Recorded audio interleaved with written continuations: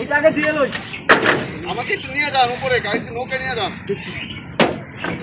আয়নে দিক দেয়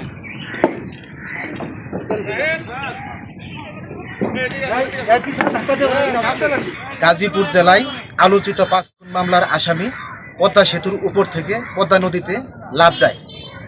কাপাসিয়া থানার police fire service civil defence অধিদপ্তরে ফায়ার সার্ভিসের সহযোগিতা চান। সেই প্রেক্ষিতে Munshiganj fire service civil defence স্টেশনের একটি ডুবুরি টিম দেওয়া হয়। কাপাসিয়া থানার পুলিশ এবং ফায়ার সার্ভিসের ডুবুরি টিম যৌথ উদ্যোগে লৌহজন ঘোড়দৌড় বাজারের পদ্মা নদীর উপর থেকে ভাসমান অবস্থায় তাকে আমরা উদ্ধার করতে সক্ষম হই। পরবর্তীতে তার মৃতদেহটি কাপাসিয়া থানার পুলিশের কাছে হস্তান্তর করা হয়েছে।